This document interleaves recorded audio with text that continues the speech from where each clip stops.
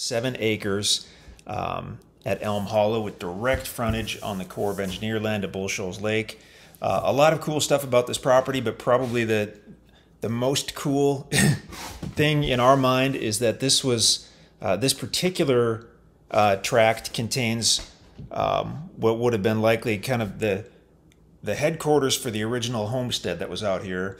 And we say that with some confidence because this is where we have found what's left of the original log cabin. It's directly on this property. It's certainly not something you could use for an actual cabin, although it could potentially be restored. I mean, you can be the judge. It's more than just a pile of nothing. You can see all the walls, I believe, or most of the walls. The roof is partially there, partially gone. It's something that if someone wanted to make it usable with some time and some money, it's possible to do so. But again, you be the judge. You can check out the ground video. Just the fact that it's on this property is exciting for us, because that means this particular tract is where all the action was.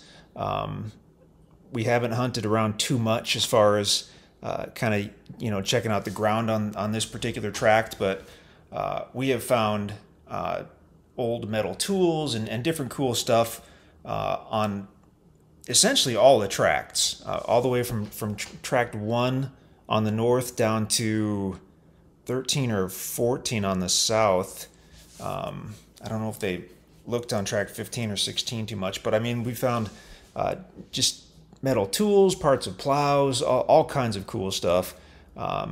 So having the actual original log cabin here on this tract is really neat.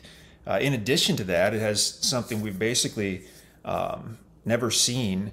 It's got a very impressive handmade stacked stone wall down by the creek bed on the property.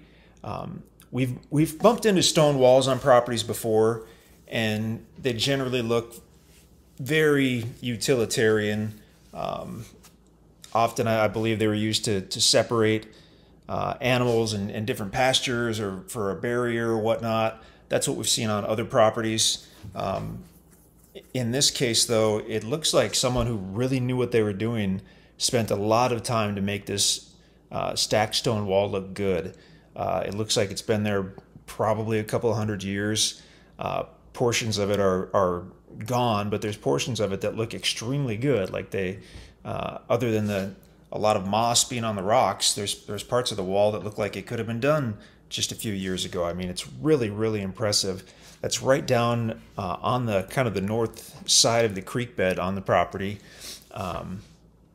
The creek itself crosses directly over it, and we've got a lot to talk about. We'll try to keep this short, but I don't know how well we'll do with that, because there is so much going on this property. We've got it highlighted here. We've got it kind of shaded with purple just so it pops out a little more, and we'll probably turn that off in a moment so we can zoom in and see the ground a little better. But just to get everybody on the same page, why don't we zoom out a little bit? We're using the MapRight interactive program. It's actually now called Land ID. They just changed the name a couple weeks ago. And you'll see a similar map within the listing page for the property. It might not have everything labeled, but it will show this property, tract 5. There are only 16 tracts out here at Elm Hollow. If we zoom out a little bit, you can see them. So one of the issues with Land ID is the labels don't size when you move the map, so that's why they're clustering up there. So just for right now, we're going to shut those labels off, and then we'll turn them back on again in a moment. There we go. Okay. So now we've got a bunch of arrows. Let's turn the arrows off too. Well, they'll go off in a minute, I believe. And there we go. Okay. So as we look at the green tracts, those are the 16 tracts at Elm Hollow. This is tract number 5. It's toward the north end, kind of north of center of the property. You can obviously see the water. That's Bull Shoals Lake. The brown shaded area around the water is the Corps of Engineer land. So Bull Shoals Lake is a lake that was created and is maintained by the Army Corps of Engineers. Several lakes, well, quite a few lakes in the country are like that, but right here in this area, several lakes are like that. You've got Bull Shoals Lake, which is this one. You've got Table Rock Lake at Branson, which is about 30 miles west. That's a Corps lake. Norfolk Lake to the east is a Corps lake. And so they are lakes that were built essentially by backing up huge rivers with the dam. Bull Shoals was done in the 1950s with a massive, massive dam down in Arkansas.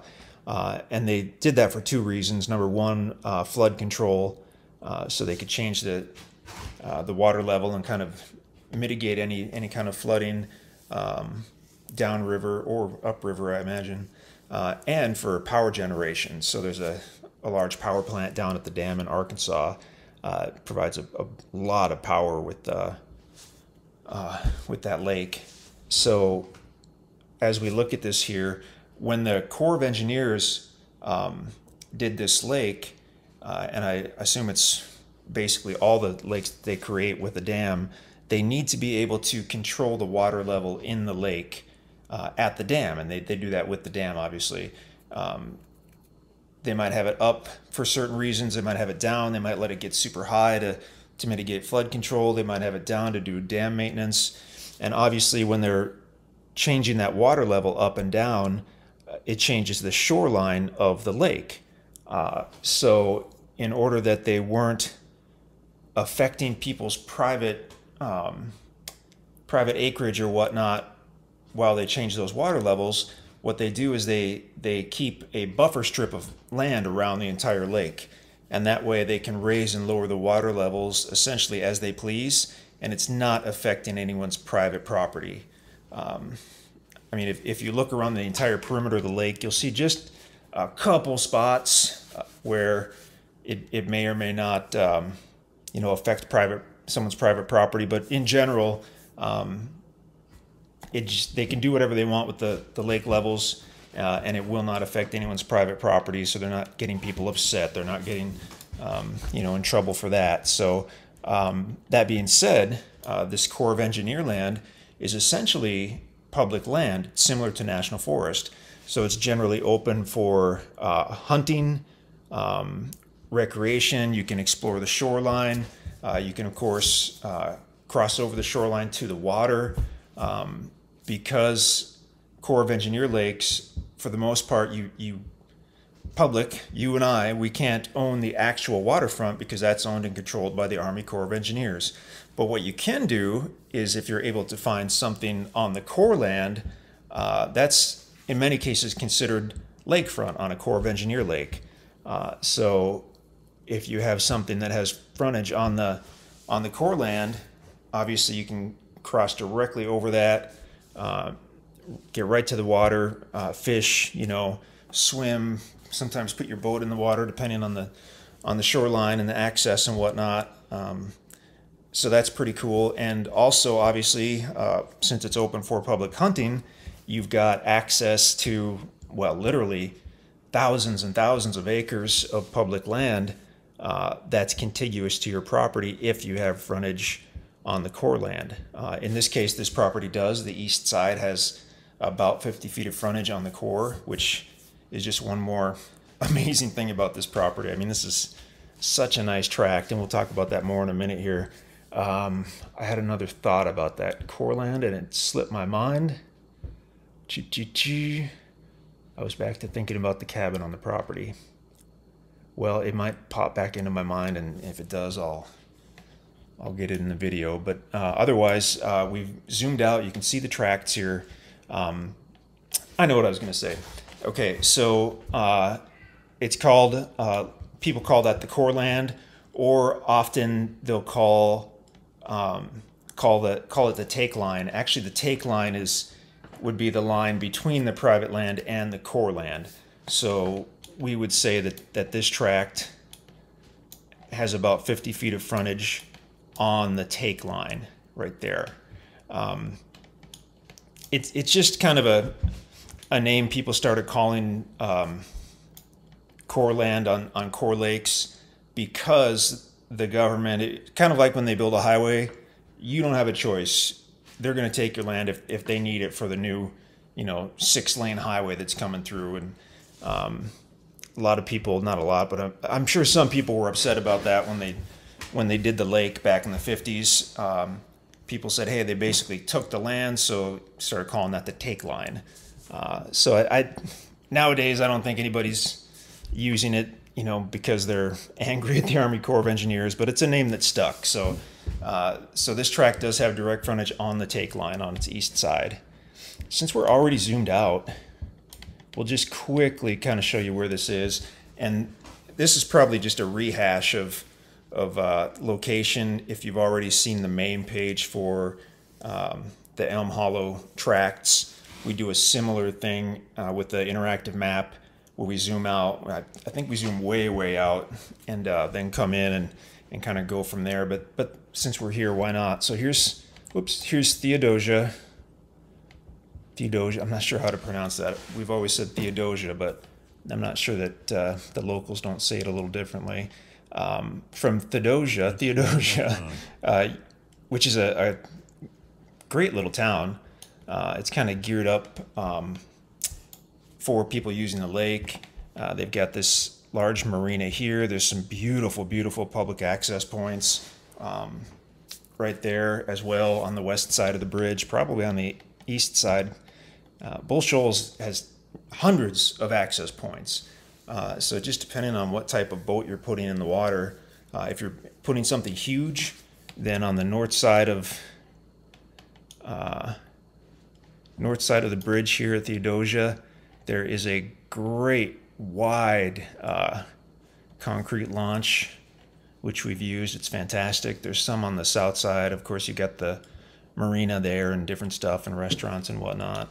But to get to the property from Theodosia, you would go east on Highway 160. You'll cross the river.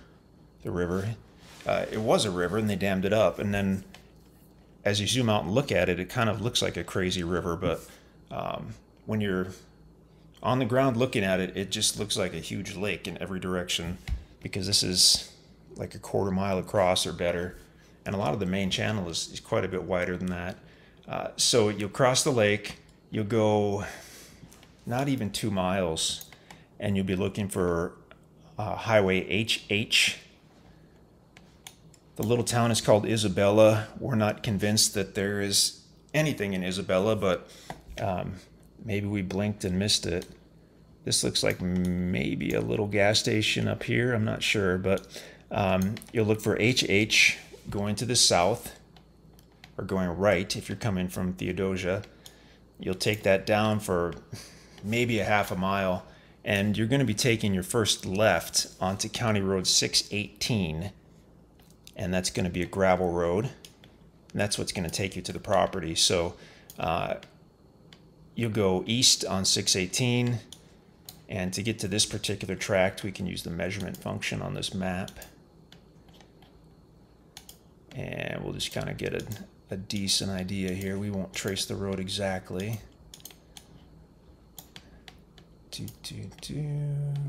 Whoops. There we go. So if you happen to be going to tract 5, then you're going, that says 7,200 feet. So what is that? About 1.5 miles, a little less, to get to tract 5. Also, one of the really cool things that we really didn't know about until we had already gotten involved in the project was, so County Road 618 ends right down here, essentially just past track 16, a few hundred feet, and the county road ends. There's kind of a small circular turnaround. But if you look closely, you'll see that there is a trail that comes south off of the county road and heads southerly. Within a few hundred feet, you're within the core land, and then it goes all the way down to the tip of this little peninsula, and you can drive right through and turn around. But it's essentially a little secluded beach area, which is really cool. I mean, we've been down there a couple times now. We've never seen anybody down there. You can fish right from the shore. You can swim. Also, it could potentially be used to launch a small boat or some jet skis. There is not any kind of paved launch. It's what we would call a primitive launch. So the slope into the water is very gradual, and it appears to be a hard-packed surface as far as kind of clay mixed with gravel, a little bit of sand as well. But again, it's what we would call a primitive launch, and we've launched boats and jet skis numerous times at Bull Shoals Lake on other primitive launches. Most of them didn't look as good as this one looked to us. So even though we have not launched a boat or jet skis there, to us it looked like that would be very doable, but you can be the judge. Alternately, if you don't want to mess with that, or you have a larger boat, super simple. All you have to do is go back to HH Highway. So take County Road 618 back to the west to HH, and then go south on HH, and it's just a couple more miles, 2-3 more miles. And at the very end of HH, whoops, if we can get there, you're going to find a much larger launch right there. I mean, that's a large launch, and surely that would be, yeah, that's concrete. So that it's a primitive and it's a concrete. From what we're seeing here on the aerial, it looks like people are launching right here in more of the primitive fashion. But then this actually looks like a paved road that goes right down here. We haven't been out there to lay eyes on it. We're going off what people have told us and off of this aerial. But that's very nearby, obviously. So a lot of options there. Okay, get back to that property. I got lost. There we go. All right. So the property itself, in addition to being one of the larger tracts out here at 7 acres, most of them are 5 acres or 6, other than a couple of them that are larger. In addition to that, it does have direct county road frontage along the east side. In fact, you've got several hundred feet of frontage. Why don't we turn the labels back on, and we're going to get rid of that purple shading now that we're now that it's much easier to see which property we're looking at here. And the little orange box, by the way, with the house picture, if you haven't guessed, that's marking about where the log cabin is on the property. Okay, so we'll get that shut off. We're going to turn the labels back on. We're going to turn the arrows back on. And there we go. That's not too bad. Okay. So yeah, tract 5, about 550 feet of frontage on the gravel county road along its east side. The straight dashed line that you see, that's a power line. So another enormous bonus on a rural property to already have power, not just in the area or not just nearby, but physically on site, is so awesome if you ever hook to it. This cabin would have been, I'm sure, built long before anybody would have had power to bring to it. So there is no power that runs to the actual cabin, although it's actually within a couple hundred feet, it looks like, or even less. But the line itself does physically cross over the property toward this northeast side, and then actually again toward the southeast side. So you've got a couple easy access points to power. If you plan to build someday or have a nice campsite or hunting camp, then it's really, really good to know that power is available. And at some point, if you sell the property, if you pass it down to their kids and they sell it, if the grandkids decide it's not for them and they sell it, having power on site is very valuable. So good to see that. And with that, we've got the direct county road frontage, we've got the power on site. This happens to, little bonus we noticed with the power on several tracks, but this one in particular, sometimes if you're lucky enough to have power crossing over the property, it can cross over in a way that may restrict your different sites, because if you have the power crossing directly through the middle, then the power company has some kind of maintenance that they need to do on that. I mean, you can't build within a power line easement, certainly not of an existing power line. So oftentimes we look at a property that has power and it's like, well, that's great, it has power, but it stinks that it's going right through what would have been the best building site. On this one, not the case. I mean, the power is way over here on the east side, northeast side, and then when you get down to the south side, it's running essentially with the county road, so it's just not in your way. So that's really good to see. Heavily wooded, although we do have these natural kind of open areas. So this being the tract with the original log cabin, whoops, it is very likely that this was at that time open meadow, and they would have had, you know, maybe crops, but certainly animals in and around the log cabin. And so what you're seeing with some of these open areas are probably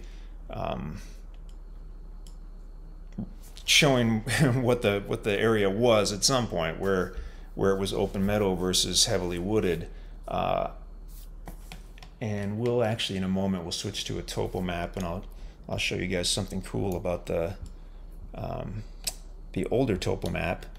So the MapRight map, the land ID map, again, you'll see a very similar map within the listing page for this tract if you're not already there. As I mentioned earlier, it might not be labeled specifically with all the labels on tract 5, but it will show tract 5. What you can do is, even if you don't have a subscription to land ID, you can use that particular map, and you can change the base map, which can be very handy. They'll have 4 or 5 different aerial maps. Sometimes they're similar, sometimes they're different. Oftentimes they happen to be aerial photos that were taken at different times of the year, which can be useful. So right now we're on, it's called MB satellite. No idea what the different designations stand for, but if we were to switch to NAIP, and actually we've never found that useful, it always tends to be fairly blurry. I think that's some kind of government map, honestly.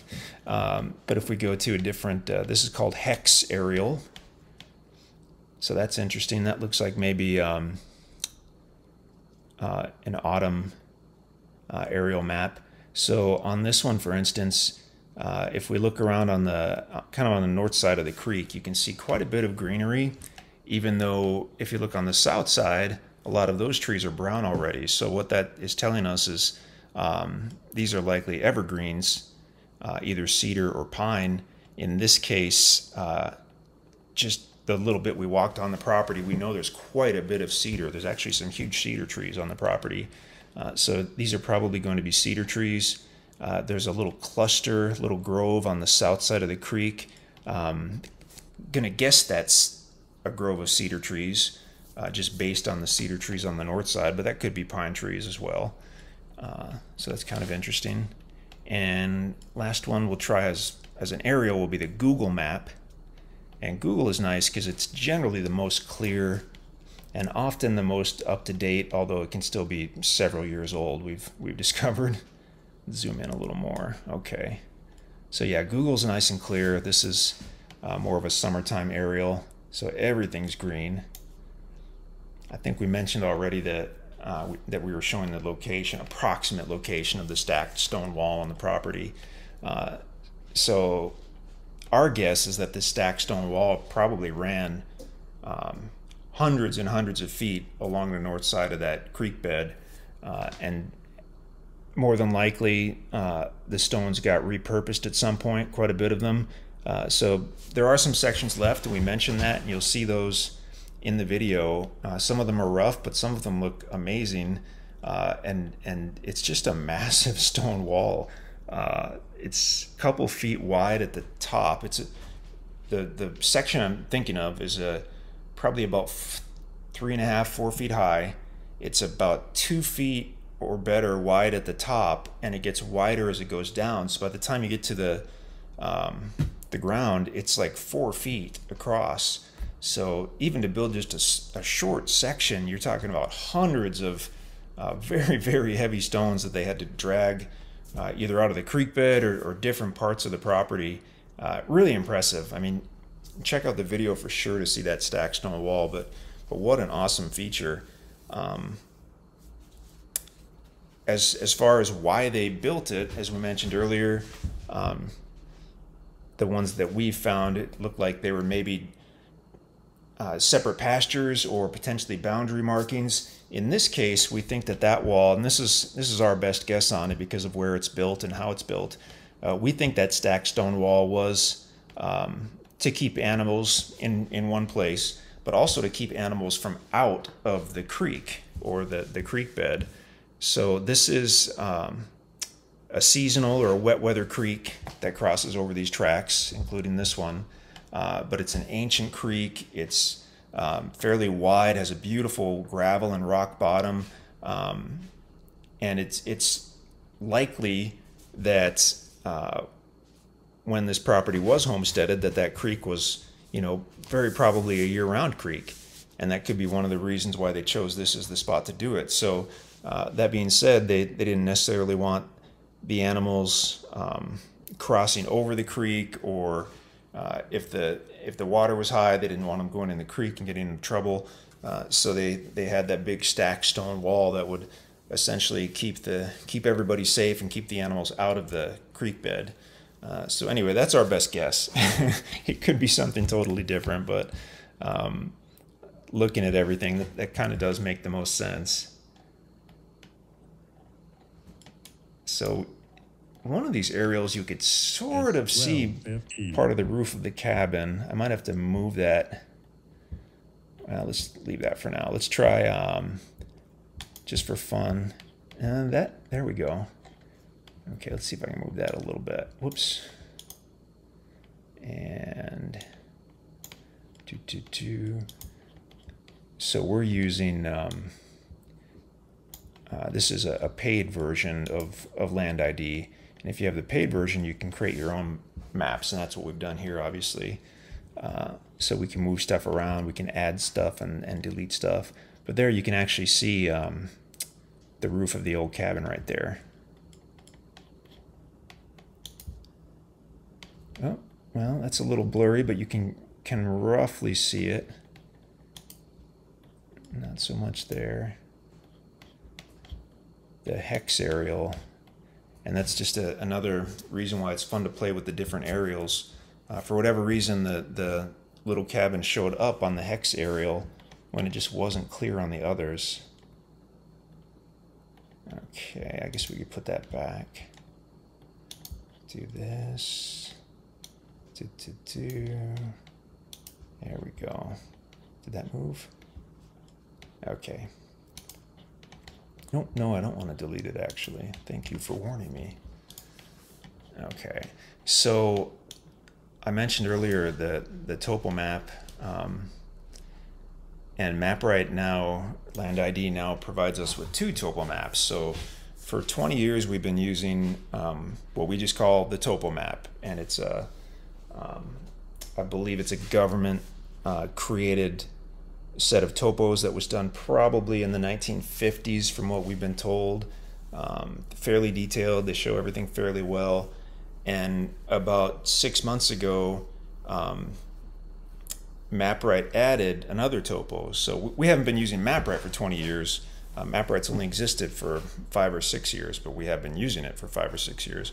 But the actual Toppo Map set that we've been using, most programs that link to a topo link to the topo we've been using. So now, sadly, they call it the vintage topo. and they have also what's called the modern topo. So instantly we were old, apparently, and we were using the vintage topo, but that's fine with us.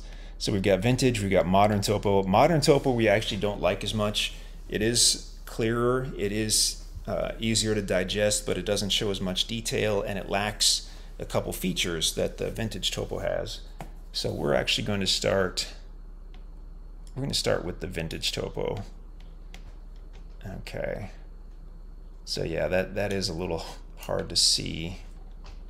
Why don't we turn off the labels and arrows again?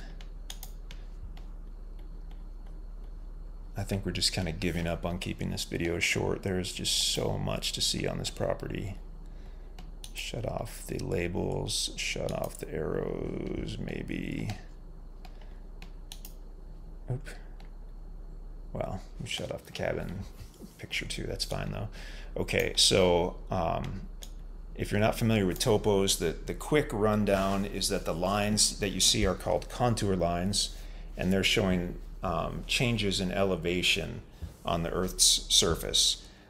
So every topo map will have a certain set elevation change between two contour lines. On a large majority of the ones that we use, and that you'll probably see, the elevation change between two lines is 20 feet, and that's the case on this map. So the main takeaway when you're looking at a topo is when the lines are close, the ground is steeper. When they're further apart, the ground is flatter.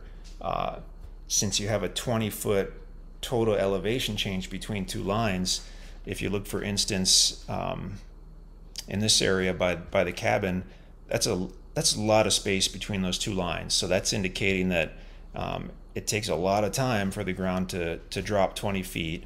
So it's much more flat than if you look up here to the west a little bit, say on tract, well, 1, 2, 3, or 4. And here's the county road. As you come off the county road, those lines are, relative to track 5, those lines are much closer together. So that is going to be steeper. And then as you get down to tract 5 and it starts to level out, always interesting, pretty much every single time we've found an original home site, there are a great many reasons why they picked that original home site. And on this one, what we're seeing is probably some of the best, more level ground in the area is right there where that cabin is. So it slopes down a little bit from the road, but it's fairly gradual, and it's still private from the road because you got all the trees and whatnot. But I mean, if you think about even today, when people go to build a home or a cabin or whatnot, especially if they have, you know, a fairly large property, they take quite a bit of care and time in deciding where they want that, and they factor in a lot of different things. So imagine a couple hundred years ago, when there was no electricity, and it took months to build a home out of logs and trees from the property. You probably spent even more time deciding where you wanted it. And so we see that all the time when we find an original homestead. Things just keep popping up that are like, oh wow, I see why they chose this, I see why they faced it this way. So on this one, we're thinking it's because of the way the ground lays, how it's some of the flatter ground in the area and close to the creek bed, and potentially something with the soil. We don't know enough about that to really speculate on that, but we've seen that in the past. Is if it had a little better soil, that could be where they put the homestead. But that actually dovetails nicely with the ground being more level, because you do tend to have higher quality soil on more level ground, which is the case here. So these topos, these original topos, these vintage topos, tend to have little squares where there was a structure, any kind of known structure. And so we're seeing that on this one, and that little square matches up fairly well with the actual location of the cabin. So who knows how they did that in the 1950s? Maybe just a lot of flyovers in little single-engine aircraft. I'm not sure about that, but that's one of the great things about these vintage topos that the modern ones don't have, is they don't have the little dots that show where the structures were. Another big thing, these vintage topos, you basically have a two-color scheme here. You've got green and you've got white. So the green areas are indicating that when this map was created, those areas were wooded. And the white area is indicating that when this map was created, those areas were either meadow or pasture, grassy field, indicating that they were not wooded when the map was created, which was likely the 1950s. So as we look at this map, we get a lot of free information from this vintage map. It's showing us, hey, there's a structure on this property, you know, look for that. And it's also showing us, hey, at some point, this was quite a bit of open pasture or meadow on this property, which makes sense with the way the structure is. So if you kind of picture this, this property when that cabin was still being used and they're still having animals and all that good stuff in the area, they would have had it basically open around their house. Look at this little green strip here. That's probably about where that rock wall is. And so going south from there, going across the creek, that was still wooded, but they had this area over here across the creek wooded, going southerly onto these other tracts. And then actually the topo does show this little pond here. This is not, the pond is not on the property, so I'm sure you can still see the outline of tract 5. But as we look at the area that was at one time open or part of the meadow, it extends southerly up here to this little pond. Just, I mean, really, really cool to see. And sometimes if we flip back to, say, the Google map, even though this is all wooded now, you can sometimes see a big difference in the timber between the areas that were already wooded in the 1950s versus what was probably a situation where they were open meadow or pasture, and when this was no longer being actively farmed, they just let that revert into timber. And so, yeah, it takes a while, but if this was the 1950s, we're looking at 70 years, and that's enough time to have a pasture revert into, you know, fairly good-sized timber. So we're going to go back to Google Map, keep an eye on the white areas, and see if we can recognize any difference in the timber on those. You can for sure where the cabin was, and maybe a little bit over here as well. It's not as pronounced as we've seen on some different maps when we've done that. There's some of them where it's all wooded, and then you look at the topo and see where the meadow used to be, and then when you flip back to the aerial, it's like, oh yeah, I can see it plain as day. This maybe not as much. We could try the infrared map. We seldom use that because we don't know what to use it for, but actually the infrared map does show kind of natural clearings better. Boy, it shows that the cleared area by the cabin really well. Awfully grainy. Back to aerial. Back to Google Map. And we really have not poked around too much in the kind of the yard area around the cabin. We took the short drone video. We checked out the creek bed. You've got the cabin, well, right up in here somewhere, and then a lot of this area to the south seems to me was you know, fairly level. If you wanted to recreate the pasture or the meadow, there aren't that many trees. I mean, once you get down to ground level, you'll see that a lot of them are cedar trees, which are fairly easy to remove, actually. Whole different story than an oak tree or a hickory tree. As far as timber removal, obviously once the property's been paid for in full, you can do as you please with the timber. Until that time, any timber with a diameter of greater than 8 inches when measured at the ground level, you're going to need written permission to remove. And we've got a simple process in place for that, so you can contact us for details. But if you were to, generally for timber removal, it would be, how much I'm put it, not just to clear for pasture and you know, you maybe or maybe don't get it completed, but if you wanted to create or expand a driveway, create or expand a building site. Those are both very valid reasons why we would generally be happy to give written approval to remove timber. But again, get a hold of us and we can go into more detail on that. But we certainly realize if you're going to create a beautiful site to hunt or camp or build, then yep, some mature trees are going to have to go. So that's just part of it. But we try to make it easy. So the power line, excellent to have. County road access. When we looked at the property, I believe we just pulled probably right here onto the power line easement to park, but it really wouldn't take much to create a driveway. Seems like what might make the most sense is create a driveway going down to the somewhat cleared area by the cabin, and then that could potentially be a place to hunt or camp or hang out or build. Cabin itself, I mean, it would be so cool to restore that cabin, but it would be a tremendous amount of work. But I mean, you'd have one of the very few original log cabins in the area, which would be awfully cool.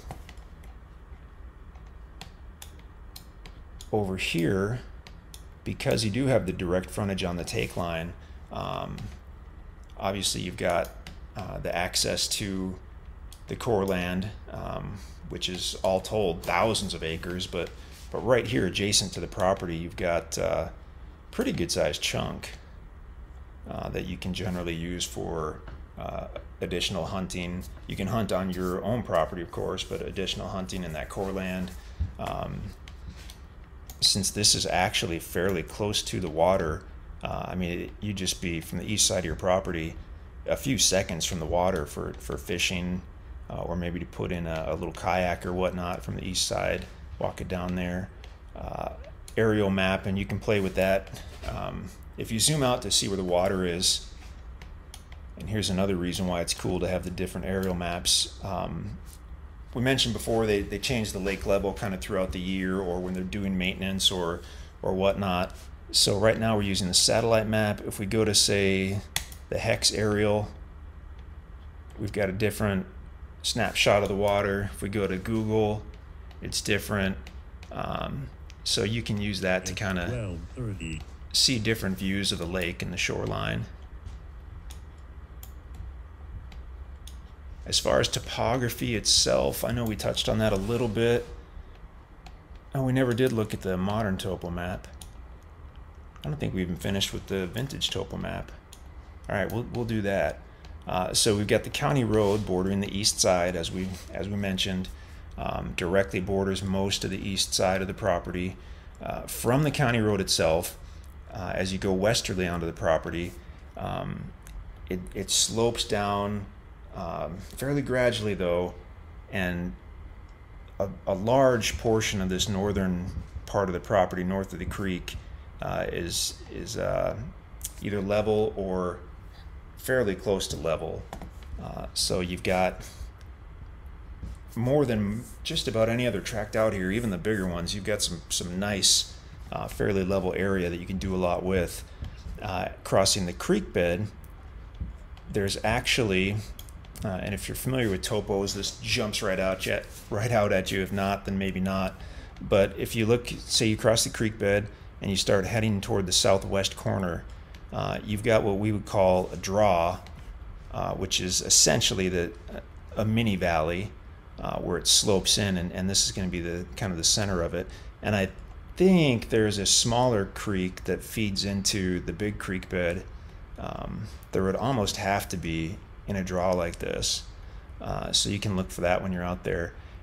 This portion where the little Mickey Mouse hand is waving around, so that's going to rise up fairly gradually, and that appears to be wooded. Well, we're looking at the vintage Toppo map, but we know from the aerial that that's wooded. And then as we go down here toward the very south end, why don't we go back to the county road? So let's take the county road down to that very southern strip. Again, if we go west, slopes down to the creek bed.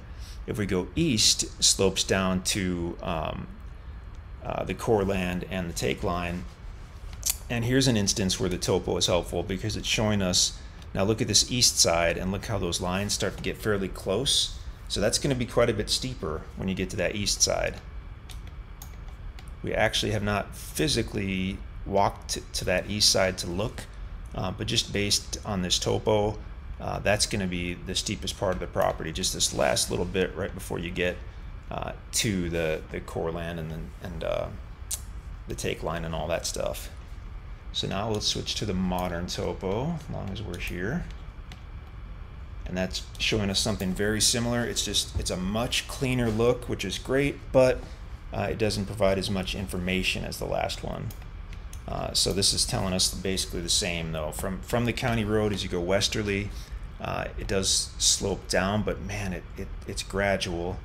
According to this, the part where we walked in was quite gradual. You've got the creek bed. Once you cross the creek bed, generally rises up. This kind of shows that draw as well. Shows it just a little differently, but very similar. And then if we go down to the south side, county road, go west, slopes down to the creek, go east, and slopes gradually for a couple hundred feet, and then starts to get steeper. We've got several lines fairly close together. That's going to be steep. And then actually potentially starts to kind of level out as you get right down here to the this shows it as the center of a small creek that then immediately forms the core land and the lake there. So that'll give you a good idea. Obviously check out the drone video as well. That'll be really helpful in seeing how this lays. Gorgeous tract. The nice thing, we're talking a lot about the core land, but it's just really kind of a special deal to have direct frontage on the core land. It's always been hard to find stuff that fronts the core, touches that take line because it's popular. People want it. The few times we've found something that has core frontage, generally it's secluded, and this is a secluded property, but man, it's got county road frontage. You've got electric physically on site, that, and then combined with the core frontage, everything else, I mean, it's an unbelievable property. So this doesn't say, but I believe that's about 50 feet wide, about a 50-foot strip that goes east to the core, to the take line. I assume that someone is going to ask if you can build on that 50-foot strip. Subject to the setbacks, there's no reason you can't. You're going to have, I believe, a 100-foot setback from the county road, which puts you, back in here somewhere. Side setbacks on a lot of projects that we've done, it's 30 feet. In this case, I think it's less than that. We'll have to double check to make sure, but I'm thinking it's a 10-foot setback from sides, which would still give you 30 feet in the middle with which to actually build or have a site or whatnot. And even though that might not sound like a lot, I'm picturing a lot of houses or cabins that we've done that have been 24 feet, 26 feet wide or less. So I mean, you've got room there if you wanted to build something, and that would put you close to that take line, which would be awesome. Close to the electric, which is great. Anytime you're talking about lakeland or riverland, you want to think about the flood zone, and in this case, MapRight has a layer for the FEMA flood zone, so we can turn that on. Okay, FEMA floodplain. Oop, there we go. So now it's highlighting the actual FEMA flood zone in blue, and it's essentially running with the lake, which makes sense. So it's saying that the extreme east side of the property would fall within the FEMA flood zone, and that's obviously not where you would want to build anyway. But it's pretty cool that the vast majority of this property, even though it fronts that core land, even though You can walk right to the water. The vast majority is completely out of the mapped floodplain, which is pretty neat. Wow, what a property. I think we've gone, I know we've gone a record amount of time. We're at close to 50 minutes. Well, if you stuck with us, we appreciate it. We might be more than 50 minutes. This doesn't really show, and I was just looking at a clock on the office wall trying to gauge it. Yeah, I mean, we could keep talking. We really could. Of all the tracks, this one is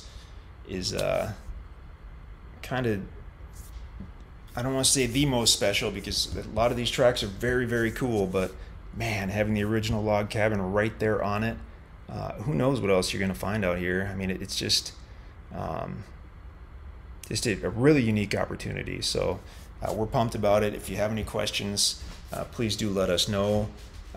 We try to pack all the info that we have into these listing pages, but still, we'd love to chat about the property. If it's still available, you can see it on the listing page on our website. Instant owner financing on everything we sell. We've been doing that for many a year. If you have any questions about the property, about the sales process, about the area, about any of that, give us a call. We would love to talk to you.